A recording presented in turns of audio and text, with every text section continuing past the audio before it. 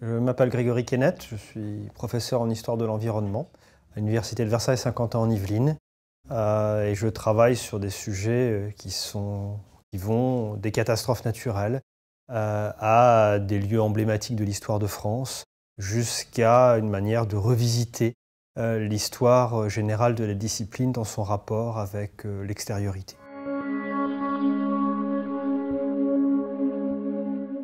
J'ai commencé mon travail d'historien lorsque j'ai fait ma thèse, dans fin des années 1990, qui était une thèse sur les tremblements de terre en France au XVIIe et XVIIIe siècle.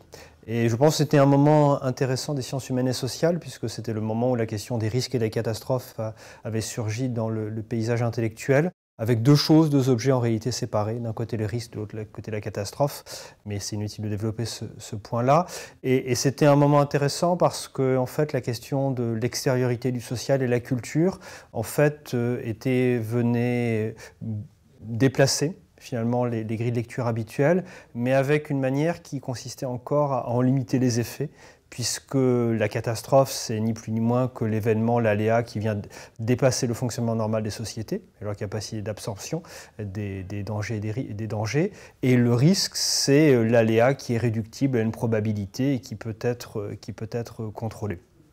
Et donc, finalement, ce moment des années 1990, dans les années 2000, a pris une tournure tout à fait différente pour moi et pour d'autres chercheurs. C'est devenu une relecture en profondeur et globale des sciences humaines et sociales, discipline par discipline, et de la façon dont peut-être revisiter la physicalité et la matérialité ne devait pas s'arrêter à cet état d'exception, mais devait au contraire interroger l'ensemble des fondements.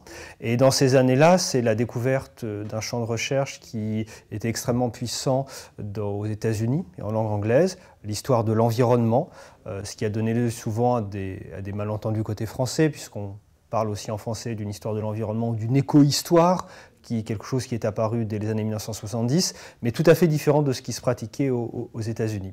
Et là, je découvre ces centaines de livres, de publications, ces milliers de chercheurs qui avaient en commun de repenser la question environnementale d'une façon tout à fait différente de ce qui se passait en France, c'est-à-dire à partir d'une action qui consistait à repeupler le social, donner une agentivité à l'ensemble des non-humains, dans la plus grande variété, d'une part. D'autre part, introduire la notion de rapport de force entre ces humains et ces non-humains. Et c'était la très grande différence avec ce qui se passait côté français, où la proximité des liens entre l'histoire et la géographie ne s'était pas néanmoins tournée vers la prise en compte de rapports de force, d'impact, de dégradation. Et parce que dans le contexte américain, il y avait un agenda écologique qui était très fort dans les années 70 et qui avait donné naissance à cette discipline-là. Et donc, en fait, mon parcours, à partir de ce moment-là, devient une sorte de dialogue de part et d'autre de l'Atlantique entre des manières différentes d'avoir défini la relation à ce qui est non humain, à l'extériorité des sociétés, et d'avoir inscrit cette définition dans la constitution des objets des sciences humaines et sociales. J'insiste bien sur ces questions de dialogue parce qu'en fait, j'ai joué un rôle considéré comme pionnier dans le champ français, qui a consisté d'une part à importer beaucoup de choses qui se faisaient en langue anglaise et qui étaient, il faut le dire, totalement inconnues, puisque certains des auteurs les plus fameux historiens de l'environnement, comme William Cronon, n'avaient en tout et pour tout bénéficié que d'un seul compte-rendu en français. J'ai par exemple fait traduire et introduit son premier volume aux éditions du Dehors, qui est un recueil d'articles. J'ai créé la première collection d'histoire de l'environnement en France, j'ai créé le premier enseignement, etc. Et à partir de là, tout ceci faisait partie d'une communauté active avec des chercheurs plus jeunes. Donc l'introduction, mais de l'autre côté, et ça c'est vraiment quelque chose sur lequel j'ai toujours insisté, et qui je pense peut-être me différencie d'autres collègues, c'est-à-dire une façon de refusé de postuler l'idée d'une question qui aurait été ignorée dans un contexte européen et français, qui est celle de la nature sauvage et première, qui est celle de l'écologie, en particulier par rapport à une France considérée généralement comme rétive à la question écologique, et bien plutôt considérée qu'en réalité, sous d'autres mots, qui étaient l'espace, le milieu, la matérialité, la physicalité, etc. Eh bien, sous d'autres mots, cette question avait été présente, qu'elle n'avait pas, certes, pris en compte les défis écologiques de notre temps, mais c'est bien normal. Hein. Dans les années 1950, lorsque Braudel publiait 1947, lorsque Braudel publie la première édition de la Méditerranée, il n'y a pas de conscience de la fragilité de la nature ou des pollutions comparables à celles qui se déploient dans les années 1970. Et donc effectivement, la question de la nature est déployée sur un temps très long, elle change très lentement, même si en réalité, dans les trois temps, il y a des éléments naturels. Et donc, dans ce dialogue, c'était à la fois une façon de relire des textes anciens, en leur posant des questions nouvelles, les travaux d'Emmanuel Leroy-Ladurie, la tradition d'histoire sociale française, et puis revisiter des grands objets de l'histoire, en montrant qu'on pouvait leur donner un sens tout à fait différent. Et donc, c'est là que j'ai cherché un objet iconique de l'histoire française, hein, celui considéré comme le moins environnemental, le moins naturel, et ça a été mon travail sur Versailles. Et après, dans un troisième temps, je dirais que ce questionnaire s'est déployé vers quelque chose qui était présent en fait dès le départ, hein, mais qui était moins exprimé, moins explicité, qui est une réflexion sur la notion d'histoire, d'historicité, et la façon dont la pensée même des sociétés dans le temps, eh bien, avait incorporé une partie incorporer cette question de l'extériorité sous différentes formes qui demanderaient à être précisées.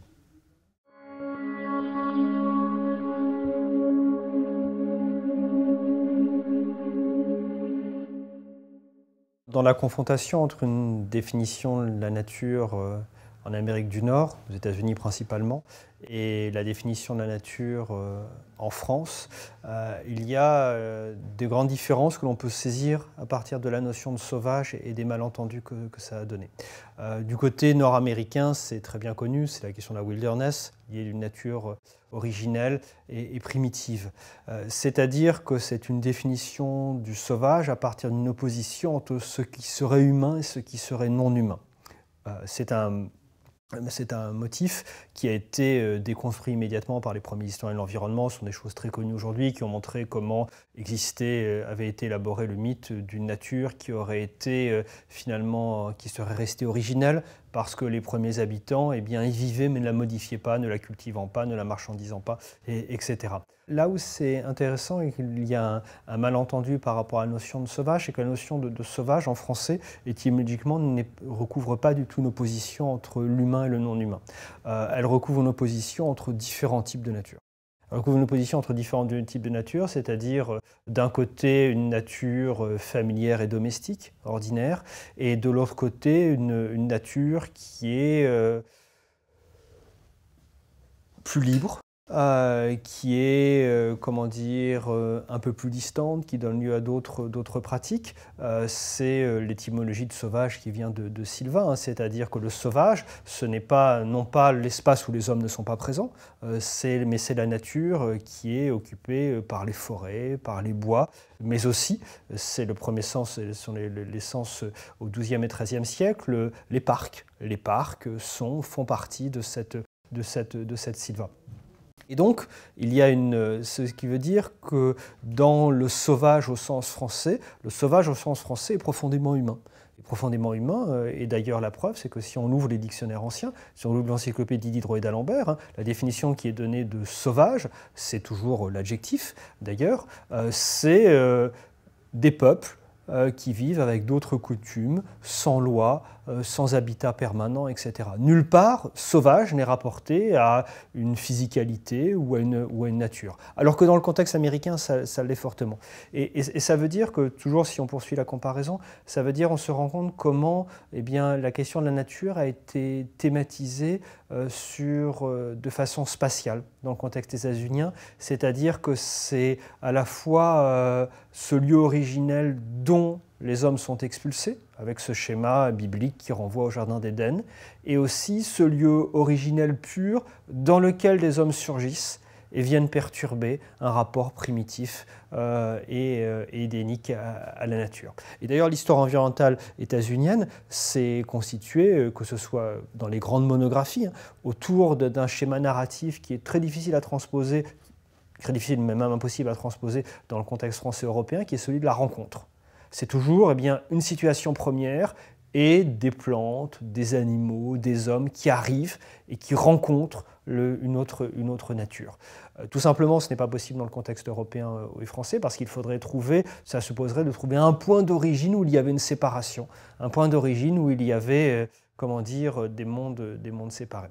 Et donc, là où il y a un schéma spatial et moral qui est très fort, qui est celui de la rencontre, qui est celui finalement de ce qui vient perturber le Jardin d'Éden, ce qui a permis de thématiser la notion de dégradation, de rapport de force de manière très efficace. De l'autre côté, il y a un modèle qui est, je pense, beaucoup plus historique et chronologique.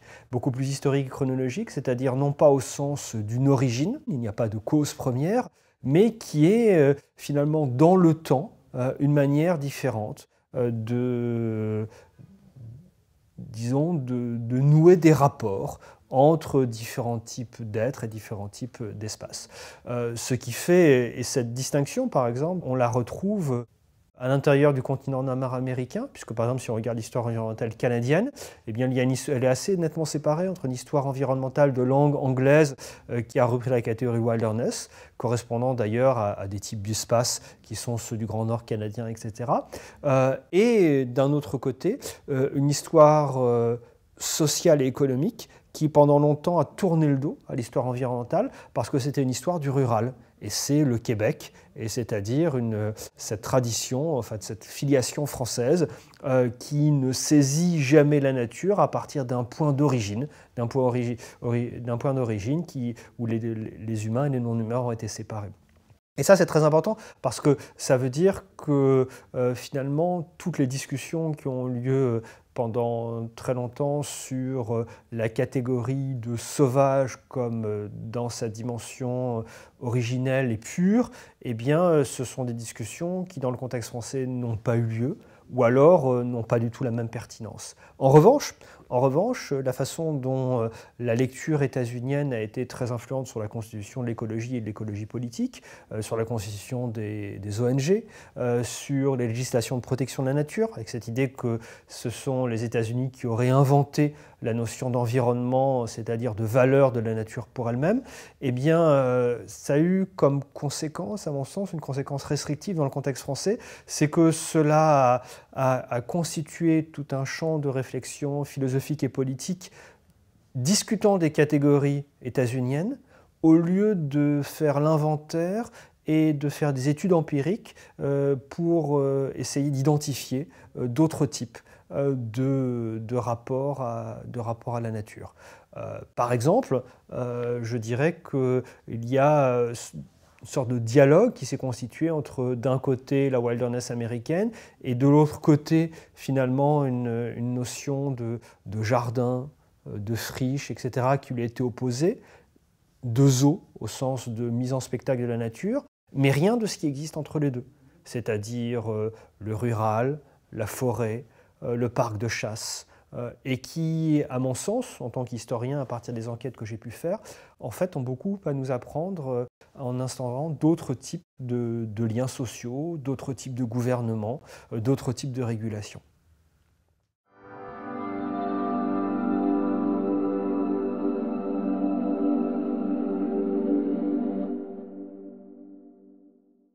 Le travail sur Versailles, c'est une tentative d'historiciser, dans un espace limité, les discontinuités et continuités entre humains et non-humains, et d'essayer de définir différents types de rapports qui se nouent. La question du sauvage à Versailles a toute sa place dans la mesure où on peut lire le travail que j'ai fait comme une tentative de séparer ou de démêler la confusion entre plusieurs niveaux de sens de ce mot. Il y a un premier niveau, c'est sauvage dans le sens états-unien, renvoyant à l'opposition entre une nature originelle, une wilderness d'un côté, de l'autre côté une nature dominée, contrôlée. C'est la lecture qui a été faite de Versailles par les historiens des États-Unis, par les historiens états-uniens, dont j'ai retracé la généalogie, par des sociologues états-uniens qui ont opposé le petit parc, enfin précisément le jardin géométrique à la française, avec le reste, c'est-à-dire le parc de chasse, commençant même soit aux grilles du petit parc, soit même à l'intérieur du petit parc.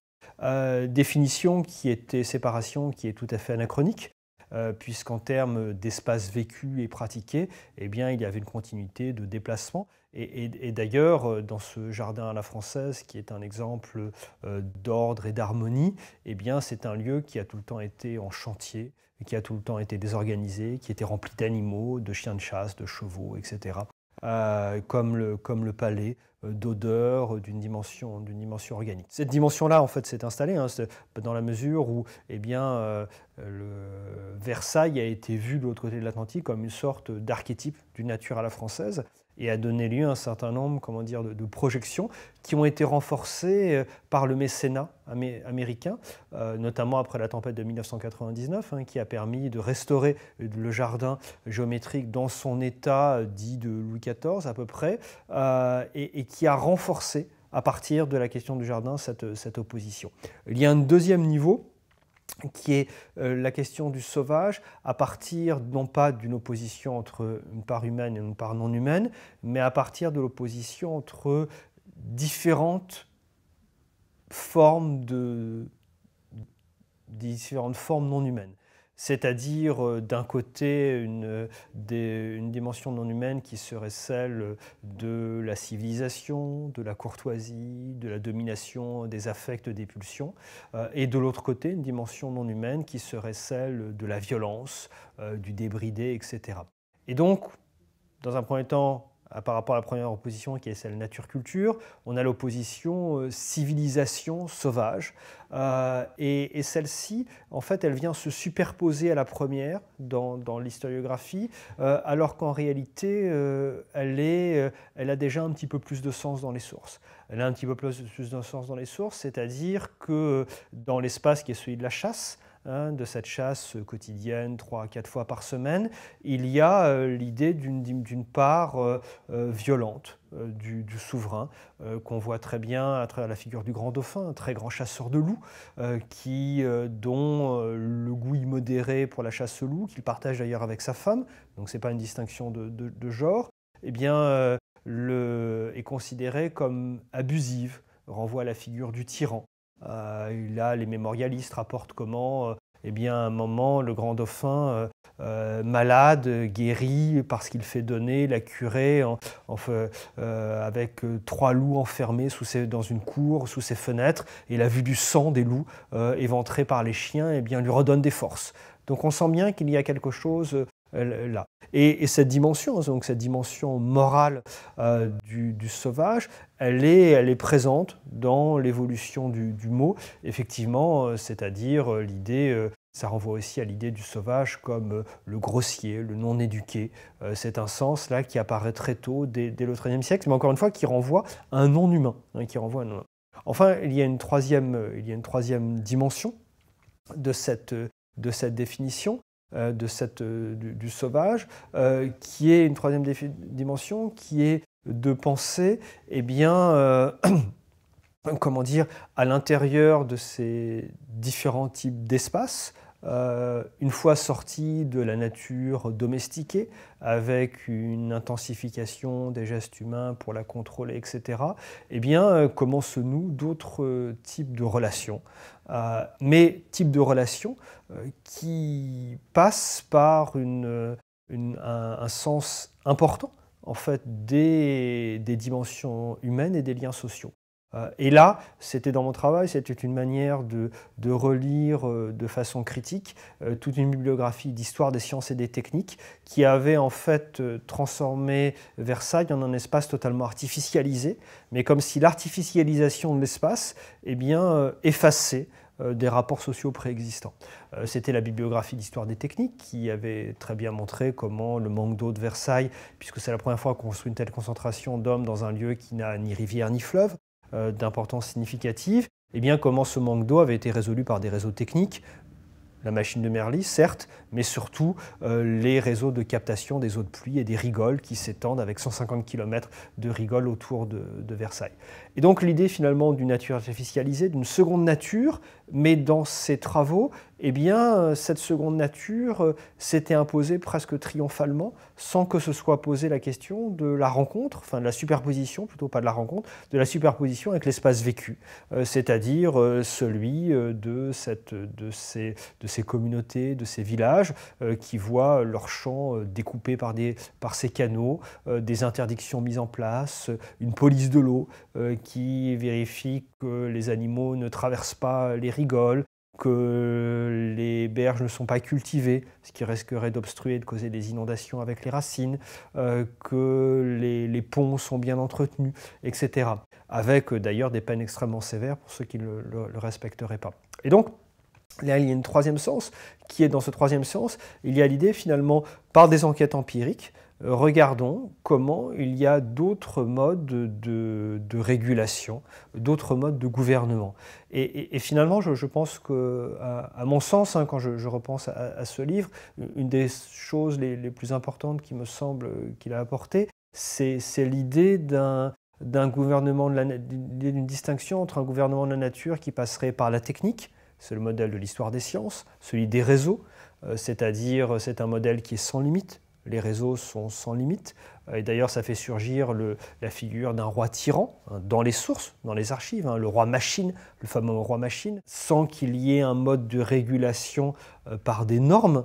Hein, on pourrait repenser à l'influence qu'ont eu les théories de la cybernétique sur la conception de l'histoire des sciences, c'est-à-dire les réseaux techniques auto-gérés pensés sous forme de système. Cette notion de système n'a pas de sens à l'époque.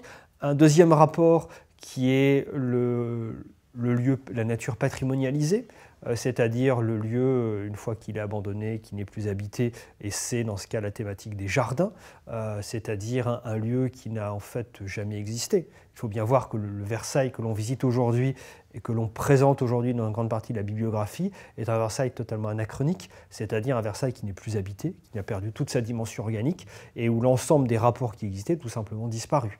Il n'y a plus ni chevaux, ni excréments, ni eau usée, ni approvisionnement qui rentre, ni cerfs, ni biches, ni lapins, ni loups. Et d'ailleurs, cette disparition est tellement frappante que nous-mêmes, lorsque nous visitons les lieux, nous ne voyons pas ce vide criant. C'est-à-dire que l'on visite des lieux sans voir aucun animal. Et cela nous semble tout à fait évident. Ce qui est une aberration à la fois historique, mais aussi en termes de gestion, puisque l'on a des espaces qui se prêtent tout à fait au retour d'animaux. Et peut-être qu'un jour on verra le loup revenir à Versailles. Voilà. Et en fait, le troisième rapport, celui que j'avais montré, c'est-à-dire un rapport à la nature qui passe par le vivant et qui est celui, et là, par un autre chemin, ça avait rejoint la réflexion de Catherine de Raphaël Larère, même si le lien pour moi s'est fait après, je l'ai découvert à la fin de mon travail, c'est-à-dire la façon dont, par le vivant, c'est gouverné avec, et c'est donc non pas imposer un système technique et créer une seconde nature artificialisée, mais c'est créer des rapports, des liens, et au besoin même un contrat social ou un pacte social. Pacte social, ce serait plus juste. Contrat social est ici trop fort. Et dans le contexte de Versailles, effectivement, il se trouve que les archives sont extrêmement abondantes pour montrer la tentative de créer une sorte de pacte social, que ce soit autour des contrats de location de la terre, que ce soit autour de la gestion des dégâts causés par le gibier, que ce soit autour de la vision même de ce microcosme telle qu'elle est développée par le roi, qui est le lieutenant des gardes-chasse du roi, et en même temps qui est le philosophe, qui dans l'encyclopédie Drouet d'Alembert écrit les articles chasse, gibier, fumier, etc. C'est-à-dire qu'il réfléchit de manière extrêmement poussée et originale, d'une façon qui a été longtemps sous-estimée, à la manière dont, eh bien, dans cet espace sauvage, entre guillemets, mais c'est au sens de non domestique, eh bien, il y a humains et non-humains apprennent l'un au contact de l'autre et forment société, parce que, comme le dit-il dans les lettres sur les animaux, publiées à partir de 1762, eh bien, les animaux eux-mêmes apprennent et se transforment au contact des hommes et de la présence des hommes. Et les hommes eux-mêmes le font. Et donc, il y a bien un collectif, une société qui se forme, mais avec un rapport qui n'est pas du tout celui du jardin, ni de l'opposition humain-non humain.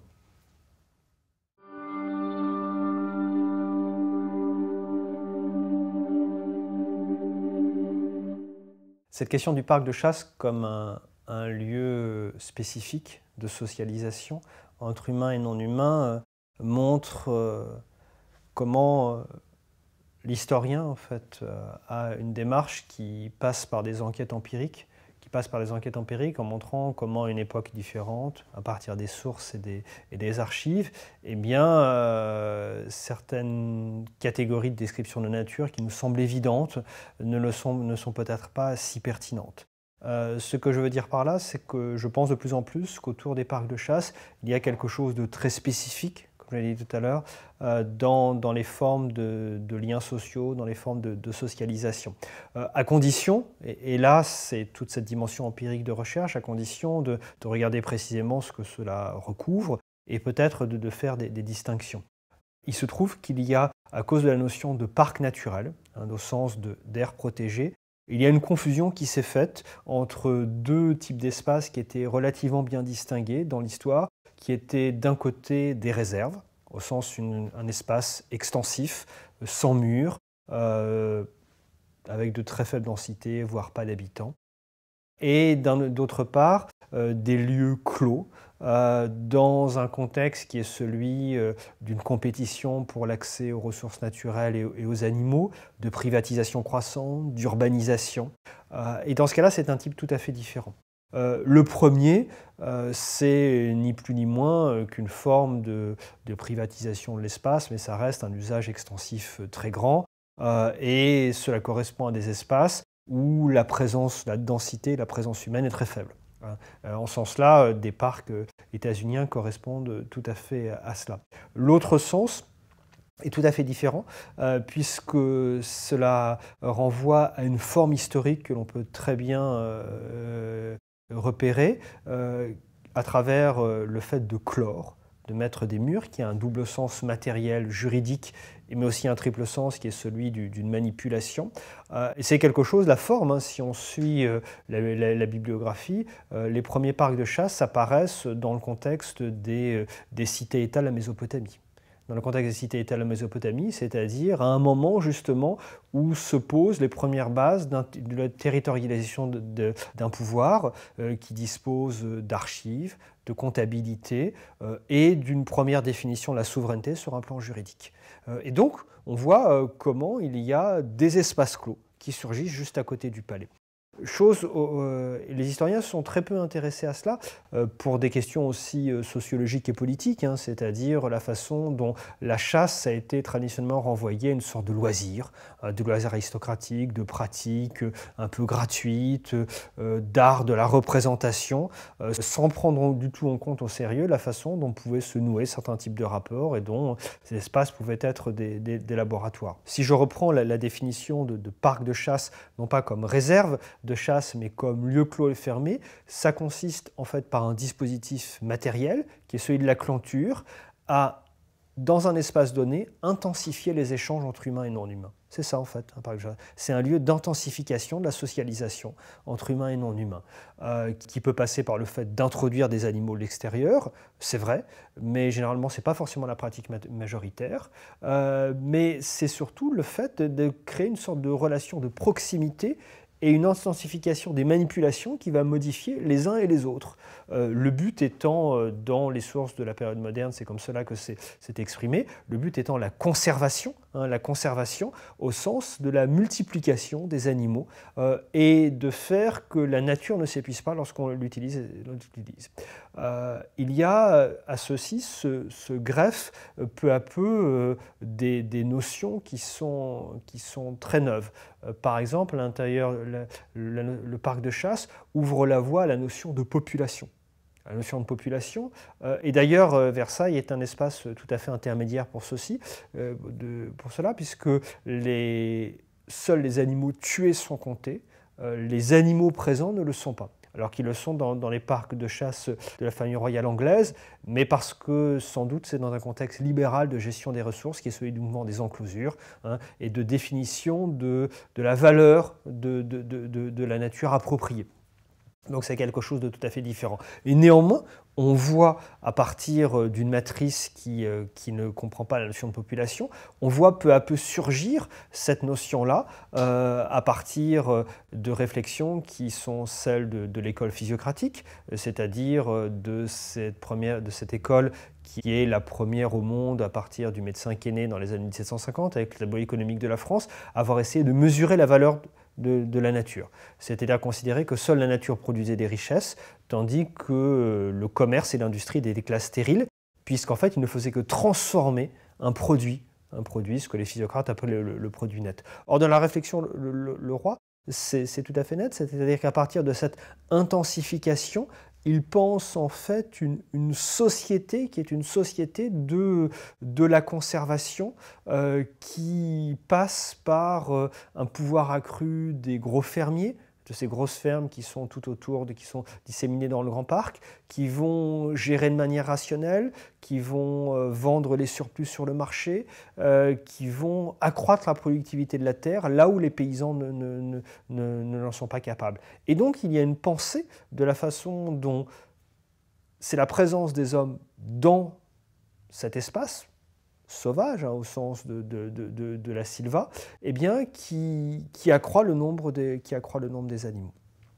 Et de là, ça permet de faire le lien avec la réflexion de Foucault sur le biopolitique, qui, de manière abusive, a parfois été renvoyé à une réflexion sur la nature, alors que la biopolitique de Foucault, ce n'est pas du tout cela, c'est la population, c'est la catégorie de population. Or, le chaînon manquant, il est bien là, autour des discussions économiques et du débat entre physiocrates et libéraux au XVIIIe siècle. Et d'ailleurs, on peut dire que le siècle des Lumières avait une obsession pour la forme parc. Il suffit d'ouvrir là aussi l'encyclopédie Drouet d'Alembert, eh bien, il y a les parcs à tortues, les parcs des bêtes à laine, il y aura un peu plus tard les parcs pour les moules et les huîtres, c'est-à-dire toute une théorisation de la façon dont des formes de socialisation permettent d'accroître le nombre des vivants.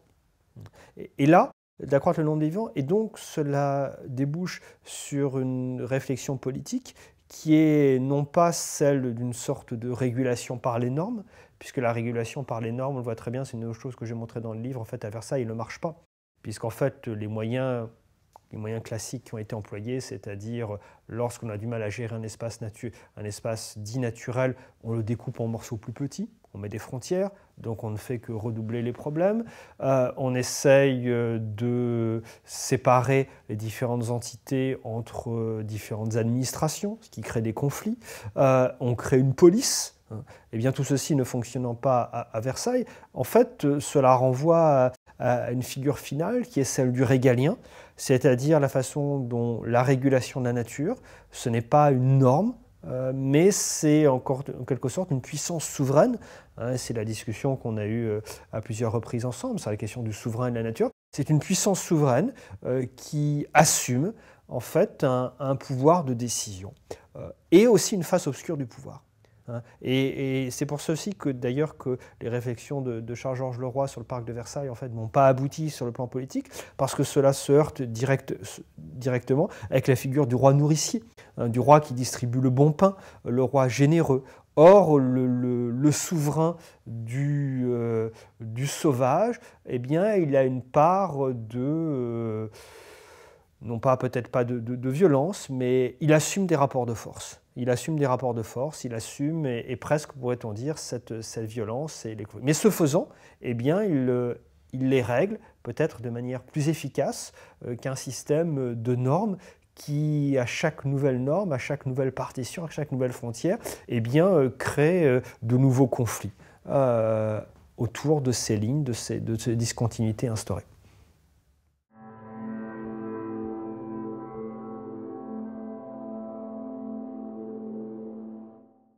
Ce qui se joue dans ces rapports du souverain au sauvage, c'est une figure que l'on trouve souvent à la distinction entre la figure du berger et du chasseur, c'est-à-dire de la domestication, et d'un côté et de l'autre côté de la chasse, de la prédation, etc.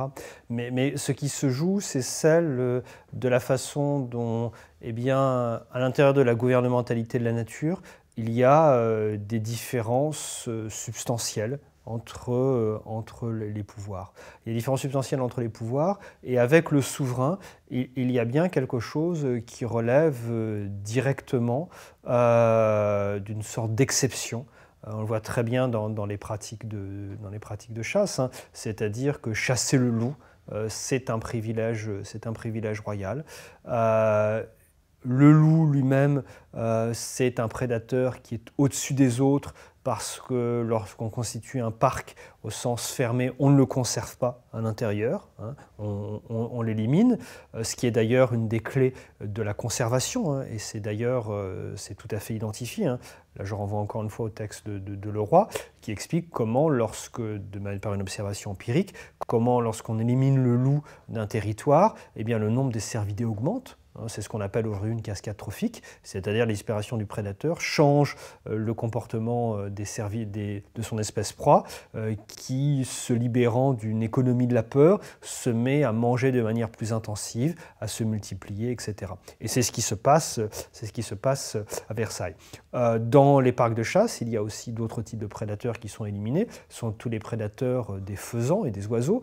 On élimine généralement, dans le contexte français, les renards, les furets, les loutres, etc. Là, il n'y a pas de dimension particulière dans le rapport au souverain, et c'est quelque chose qui est très peu mis en valeur. Ça relève plutôt, là c'est dans la catégorie des nuisibles, hein, les nuisibles de même, et d'ailleurs c'est suffisamment marqué à Versailles pour ce que les archives disent, c'est un juif que l'on charge d'éliminer les nuisibles, d'éliminer les rats, dans le parc de Versailles. Et donc, finalement, dans cette dimension, encore une fois, qui est celle de l'exceptionnalité du souverain que l'on saisit à travers le loup, il y a quelque chose qui, finalement, pense la question de l'action sur la nature, d'une certaine forme de prédation, dans les dynamiques historiques et sociales, et non pas simplement comme quelque chose qu'il faudrait éliminer, qui viendrait désorganiser.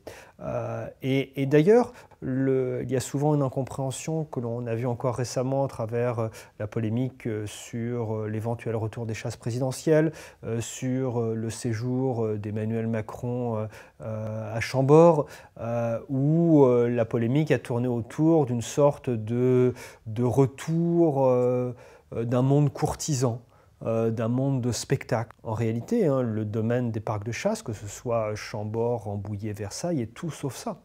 C'est au contraire, et c'est vrai de manière comparative, ce sont au contraire les secrets du pouvoir. C'est-à-dire que le parc de chasse, c'est être vu, mais à distance, une silhouette, des entrées et des sorties, mais ne pas être saisi, entendu dans cet espace-là.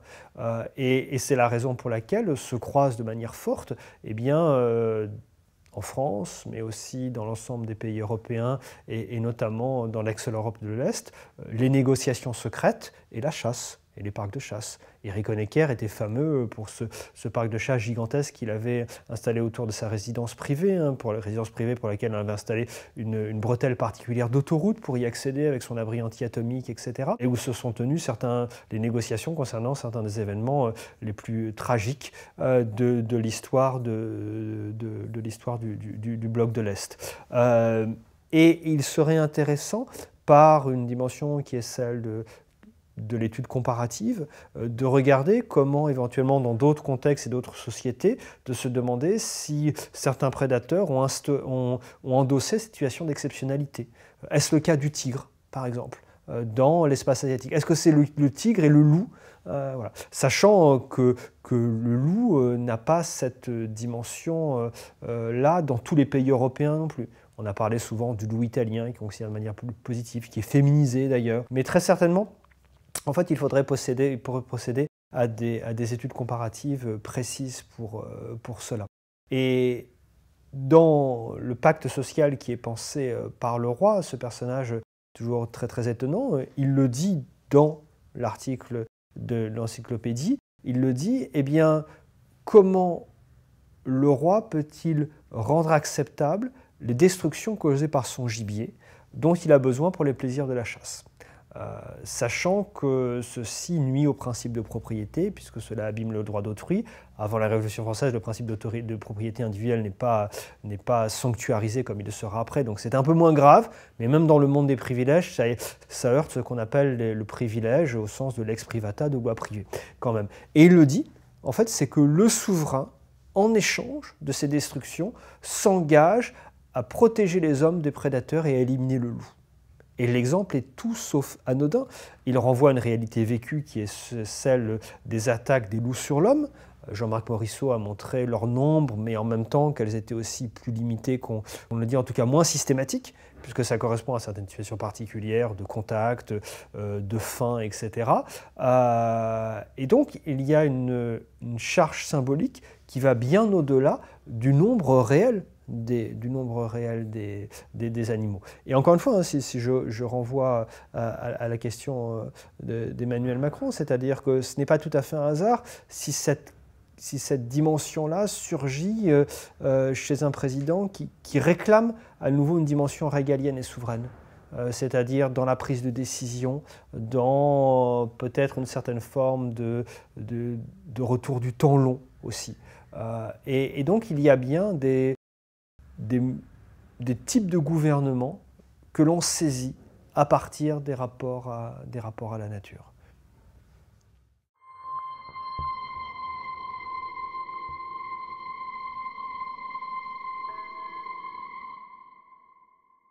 Au cours de la discussion, on a semblé s'éloigner de la définition la plus usuelle de sauvage qui a cours entre le XVIe et le XVIIIe siècle, c'est-à-dire des populations qui sont étrangères à la civilisation, qui n'appartiennent pas à la civilisation, qui sont dites barbares.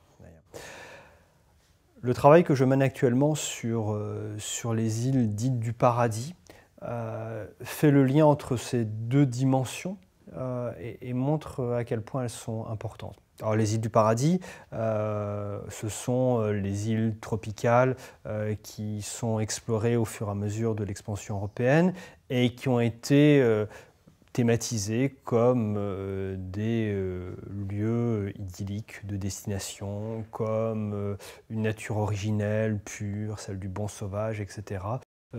Comme une sorte de valorisation mythique que l'on identifie naturellement avec ces destinations touristiques de luxe qu'elles sont devenues aujourd'hui, voire même celles des paradis fiscaux qu'elles sont pour une grande partie d'entre elles devenues.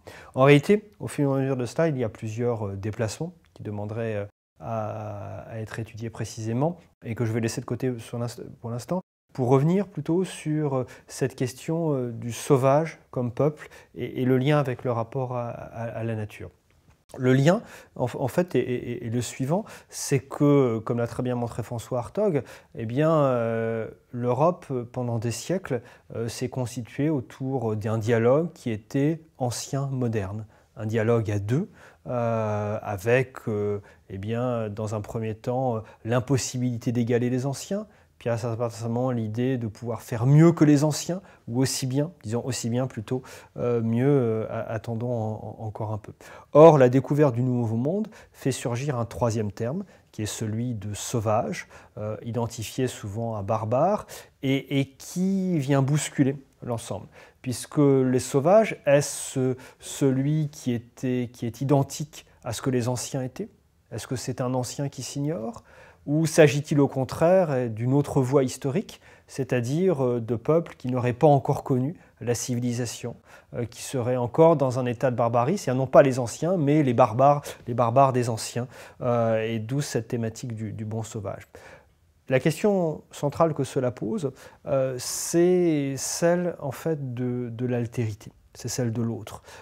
Et Montaigne le dit très bien dans le livre 1 des Essais, dans le chapitre 33, son fameux chapitre sur les cannibales, où il dit finalement que le sauvage n'est ni plus ni moins que ce que l'on invente par sa propre mire, dit-il, hein, par son propre prisme, par son propre regard. Le sauvage, c'est l'autre de soi, c'est l'autre de soi.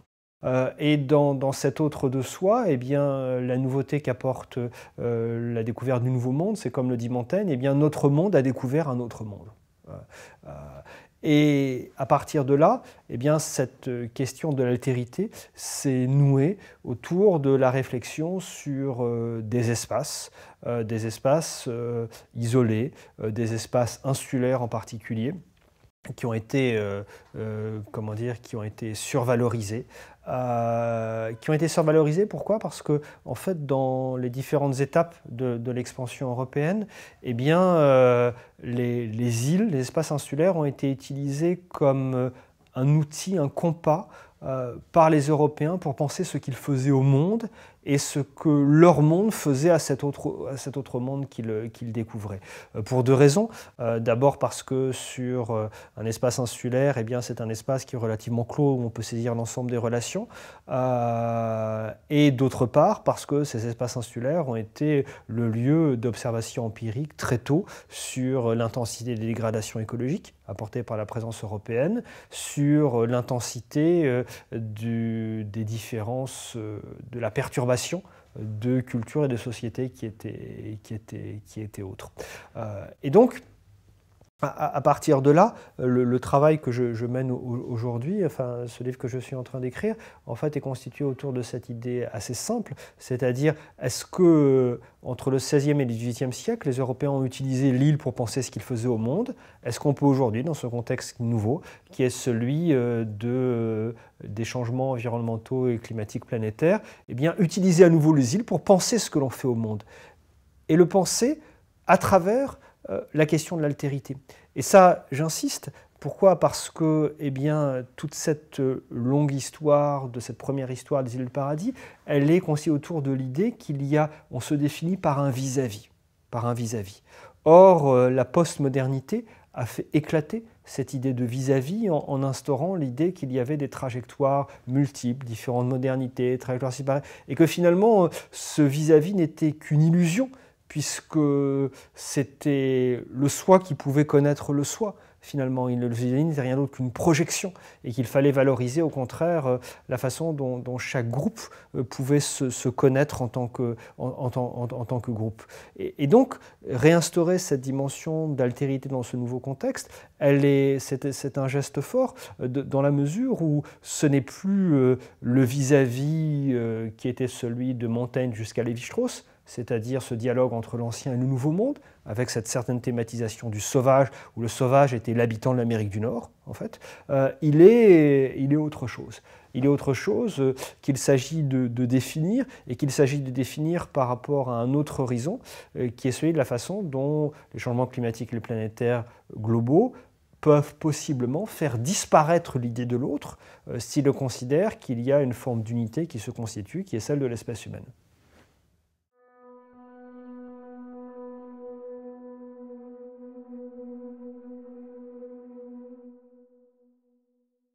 Dans ma démarche d'historien de l'environnement, j'ai été très influencé par l'anthropologie de la nature, par les travaux de Philippe Descola et de Bruno Latour, c'est-à-dire ce qu'on appelle aujourd'hui de manière abusive, ils le disent eux-mêmes, le tournant ontologique, c'est-à-dire de considérer que humains et non humains ne sont pas séparés, mais qu'il y a les collectifs, etc., que la séparation nature-culture ne caractérise que le monde occidental, etc. Dit très très vite et de manière très, très simpliste. Ça a été une formidable invitation en fait à repenser le social, à étudier les réseaux, à étudier le type de collectif, à étudier les formes d'hybridation, etc. En même temps, je pense qu'il manquait un terme à cette réflexion-là, qui est la dimension historique. Qui est la dimension historique parce que finalement, dans cette anthropologie de la nature, elle ouvre assez peu de possibilités pour les Occidentaux. Elle ouvre assez peu de possibilités pour les Occidentaux, c'est-à-dire devenir amazonien, devenir achuar. Philippe Descola lui-même l'écarte en disant que les achuars eux-mêmes prennent le langage des Occidentaux quand il s'agit de faire valoir leurs droits et quand il s'agit de parler à d'autres que l'anthropologue.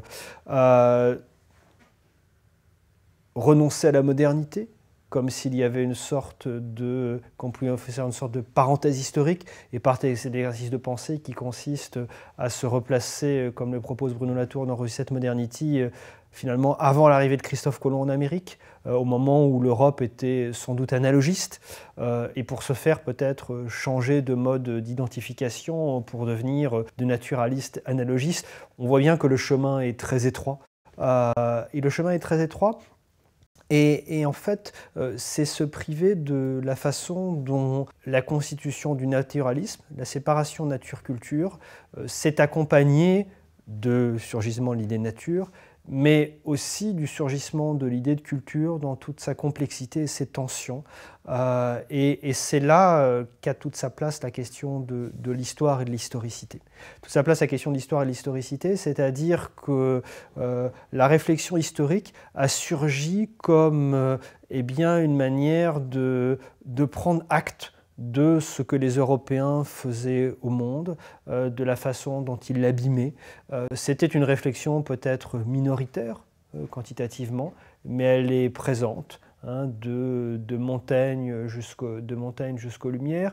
Et à travers cette question de l'historicité, c'est une voie tout à fait différente, puisqu'il s'agit non pas de penser un monde commun sur le plan ontologique, surtout si ceci est refusé à nous autres occidentaux, mais il s'agit de penser un temps commun. Il s'agit de penser un temps commun.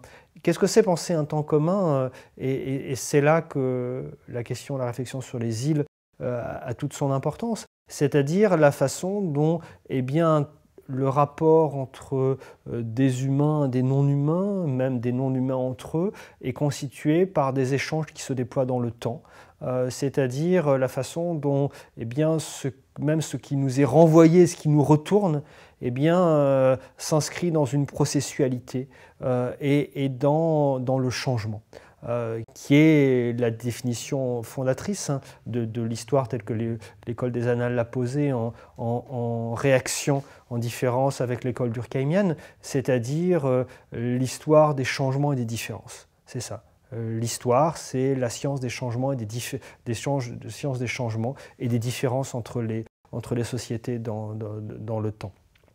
Et là, il y a une sorte de conscience malheureuse hein, de l'Europe, que l'on trouve d'ailleurs aussi par exemple chez Lévi-Strauss. Il y a un Lévi-Strauss mémorialiste qui est un écologue très pessimiste, hein, et il y a un Lévi-Strauss anthropologue qui place la question historique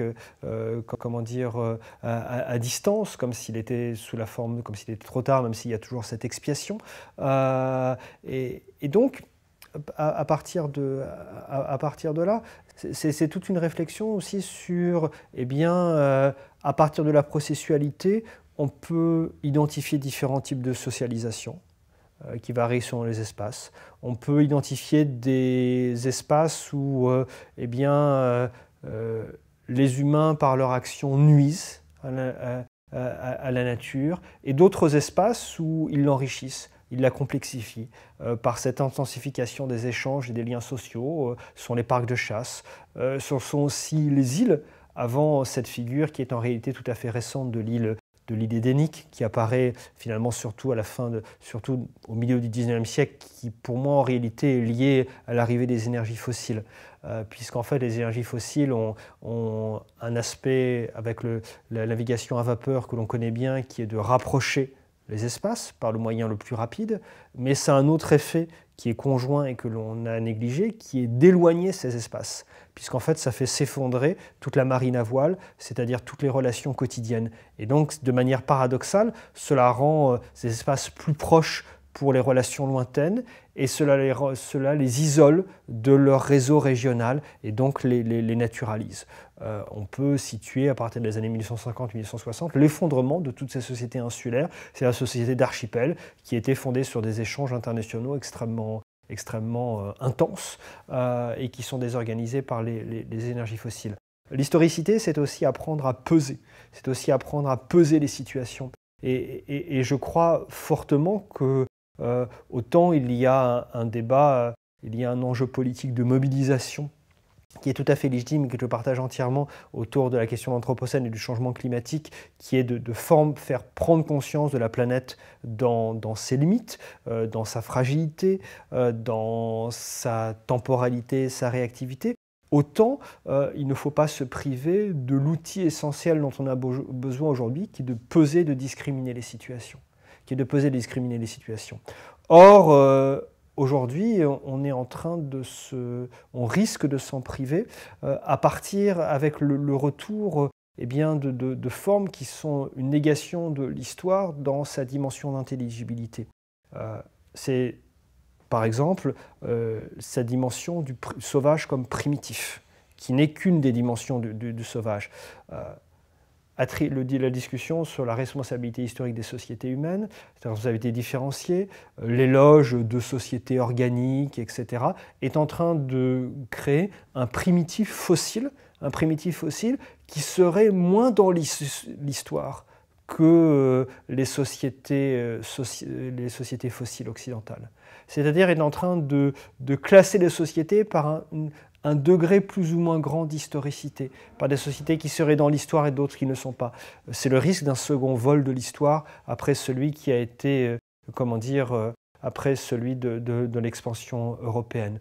Autre figure, aussi tout à fait contestable, c'est celle de la linéarité et de la téléologie introduite par la mise en courbe de l'histoire, puisque c'est ce qui n'est pas encore advenu, ce qui va advenir, qui définit le sens de ce qui est en train de se passer, et même qui l'infléchit s'il est possible de modifier ce futur-là.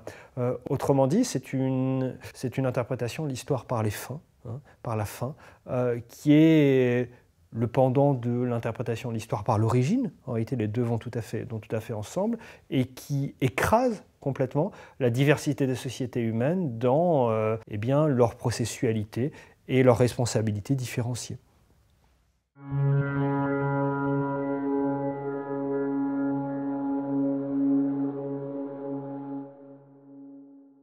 Gaïa surgissant à nouveau dans l'histoire, dans la vie des sociétés humaines, comme pour mieux rappeler qu'elle ne pouvait pas être totalement artificialisée et dominée.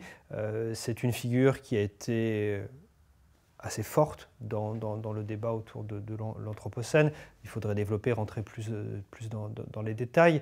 Il y a une proposition qui est intéressante, qui est celle de la capacité d'action. Je mettrais de la physicalité comme acteur à part entière de l'histoire, et ça c'est quelque chose que je partage totalement. Je mettrais de côté cependant deux choses. C'est d'une part la question de la planète, et d'autre part la question de Gaïa comme métaphore. La question de la planète, puisque la question pour l'historien, ce n'est pas celle de la planète posée comme un point de départ, mais plutôt de savoir comment notre monde, le monde des hommes, est devenu peu à peu, par la globalisation, peu à peu atteint les dimensions de la planète. Et d'ailleurs, la difficulté que l'on a, c'est qu'en réalité, c'est quelque chose de très récent, puisque pendant des siècles, les hommes ont pris l'habitude d'utiliser des espaces de les abandonner, de les exploiter à outrance, de les laisser pour passer à un autre, comme si leur monde n'avait pas de limite finie, de cette situation absurde à laquelle on est confronté aujourd'hui, d'utiliser de fait plusieurs planètes alors que l'on n'en a qu'une. Et donc, c'est la question de savoir comment eh bien, notre monde s'est peu à peu élargi à travers des outils, des représentations, etc. Plutôt que poser la planète comme un point de départ. Et pour ce qui est de la métaphore, elle est très efficace d'un point de vue, disons, de la visibilité, d'un point de vue de la mobilisation. Elle pose cependant un problème de fond, hein, c'est-à-dire une discussion sur la dimension organique des sociétés humaines.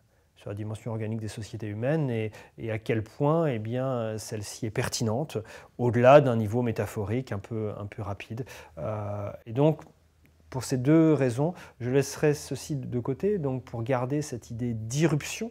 Mais cette idée d'irruption, je la reprends à partir de la processualité, c'est-à-dire qu'en réalité, la nature, les non-humains ont toujours fait irruption sans cesse.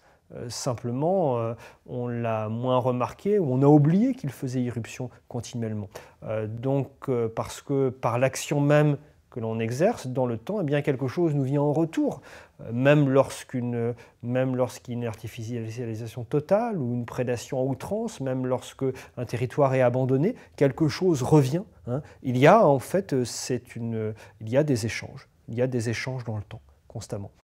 Et ces échanges dans le temps donnent lieu en retour à des formes d'incorporation des sociétés humaines dans la nature. Et c'est là que les îles sont si intéressantes, parce que cette nature que l'on voit comme édénique, etc., originelle, eh bien en réalité, elle porte la mémoire et la trace de toutes les modifications.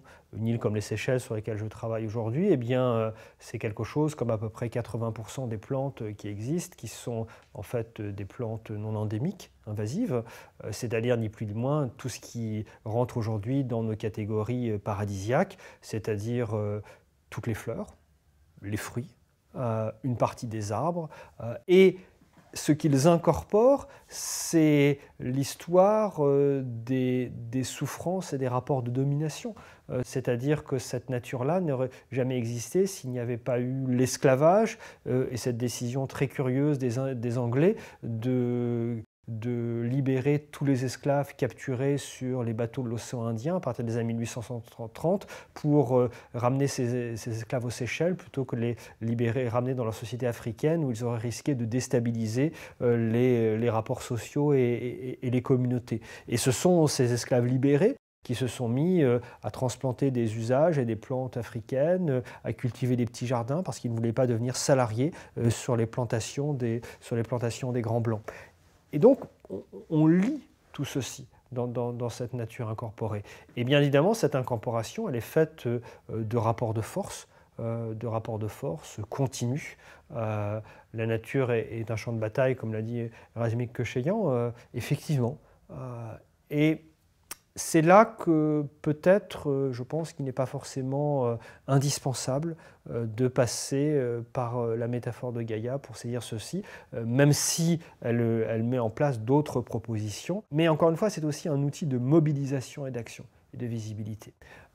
Et tout le travail que je fais est un plaidoyer pour l'histoire comme forme d'intelligibilité, c'est-à-dire pour rendre à nouveau visible par l'analyse et par le récit historique, tout en combinant, tout en respectant les règles d'intelligibilité qui permises par les propriétés du discours historique.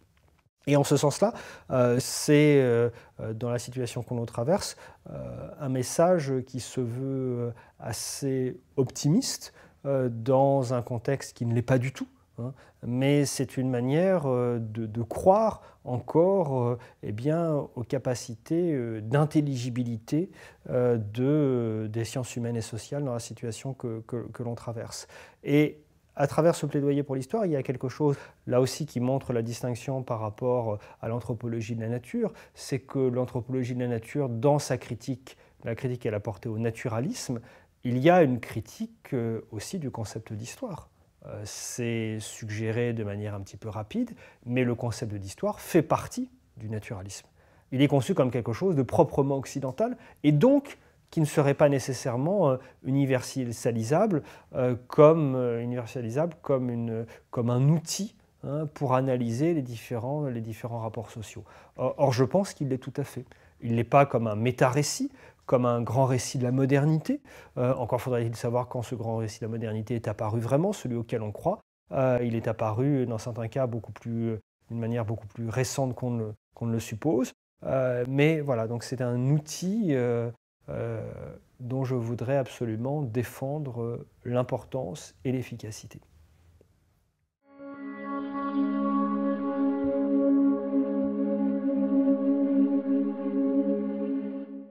L'avenir du sauvage, il est pour moi dans un retour à ce que l'étymologie nous apprend, c'est-à-dire non pas à une séparation entre de l'humain et ce qui serait moins humain, mais plutôt à la séparation, à la distinction entre la façon dont différents types d'espaces, différents types de socialisation créent des modalités contrastées de rapport entre les humains et les non-humains. Je m'explique, c'est-à-dire que l'avenir du sauvage, c'est d'assumer la façon dont, dans certaines situations, par leur présence, les humains peuvent enrichir, les non-humains peuvent enrichir la nature, lui faire gagner en complexité, et dans d'autres cas, au contraire, l'appauvrissent, la détruisent, l'endommagent. À un moment où il est plus qu'impossible de continuer à séparer entre des espaces auxquels on ne toucherait pas, des espaces occupés par les hommes, pour des questions politiques, de pression démographique, etc., eh bien, ce qui est essentiel, c'est de discriminer différentes formes de rapports sociaux à la nature. Et c'est tout l'enjeu du sauvage dans l'avenir.